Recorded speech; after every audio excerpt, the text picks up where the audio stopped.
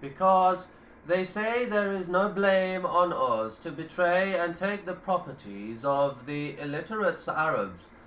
Religiously, they showed no zeal. The most obvious religious commodity was fortune telling, witchcraft, and the secret art of blowing on knots, for which they used to attach to themselves advantages of science and spiritual precedence.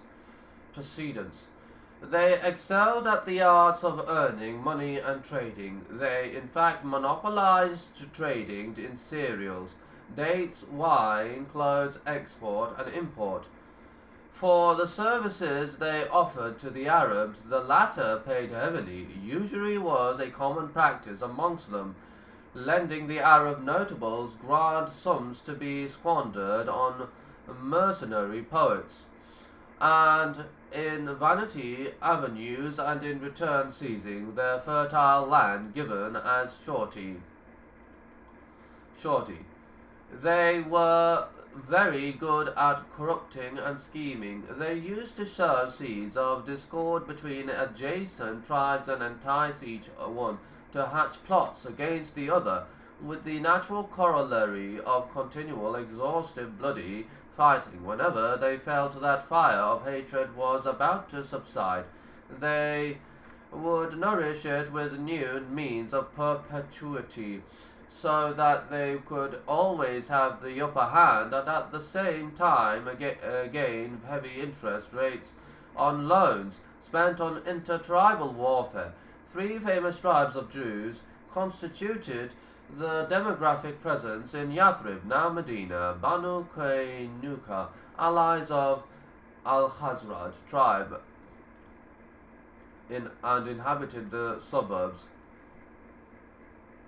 of Medina. Naturally, they held the new changes with abhorrence and were terribly hateful to them, simply because the Messenger of Allah was of a different race, and this point was in itself too repugnant for them to reconcile with. Second, Islam came to bring about a spirit of rapport to terminate the state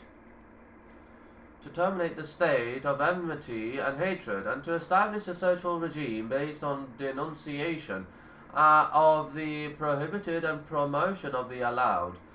Adherence to these canons of life implied paving the way for an Arab unity that could work to the prejudice of the Jews and their interest at both the social and economic levels. The Arab tribes would then try to restore their wealth and land misappropriated by the Jews through usuries practices.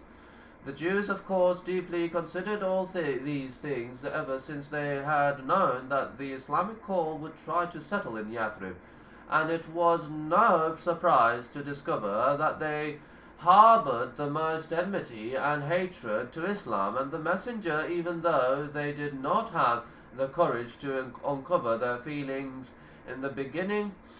The following incident could attest clearly to that abominable antipathy that the Jews harbored towards the new political and religious changes that came to stamp the life of Medina.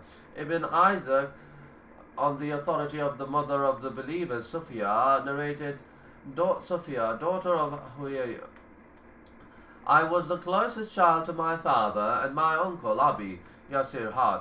Whenever they saw me with a child of theirs, they should pamper me so tenderly, to the exclusion of any one else. However, with the advent of the Messenger of Allah and setting in Kuba with Bani, my father and my uncle went to see him and did not return until sunset. When they came back, walking lazily and fully dejected, I, as usually, hurried to meet them, smiling, but they would not turn to me for the grief that caught them.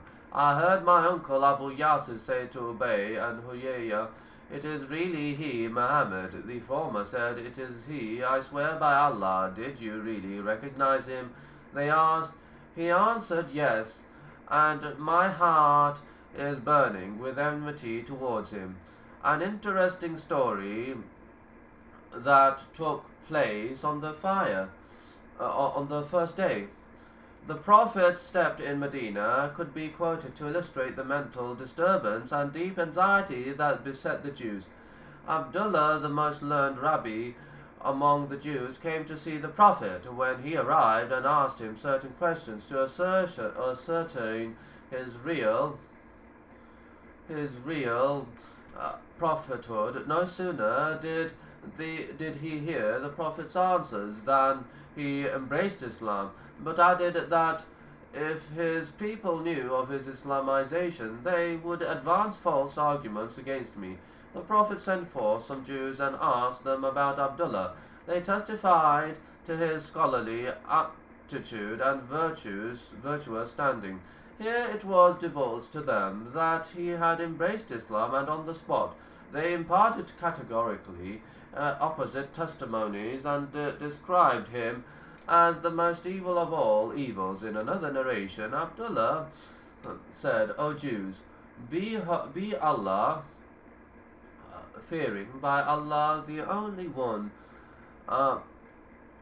You know that he is the messenger of Allah sent to people with the truth. They replied, you are lying. That with the Prophet's first experience with the Jews, that was the demo-political picture within Medina. 500 kilometers away in Mecca, there still lay another source of detrimental threat, the arch-enemy of Islam, Quraysh. For 10 years, while at the mercy of the Quraysh, the Muslims were subjected to all sorts of terrorism, boycott, harassment, and starvation, coupled by a large-scale, painstaking psychological war and aggressive organized propaganda.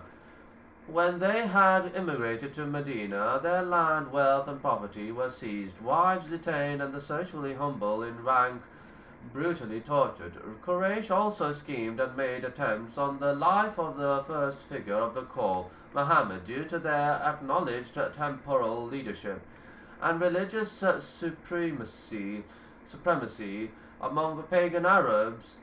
Given the custodianship of the sacred sanctuary, the Qurayshites spared no effort in enticing the Arabians against Medina and boycotting the Madanis. Socially and economically, to quote Muhammad, a state of war virtually existed between the Meccan tyrants and the Muslims in their abode. It is foolish to blame the Muslims for the horrible consequences that were bound to ensure in the light of that long-standing feud.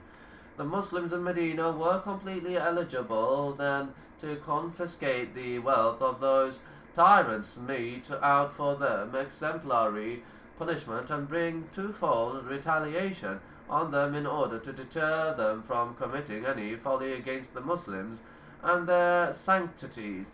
That was a resume of the major problems that the Prophet Muhammad had to face and the complicated issues he was supposed to resolve. In full acknowledgement, we could safely say that he quite honestly shouldered the responsibilities of messengership and cleverly discharged the liabilities of both temporal and religious leadership in Medina.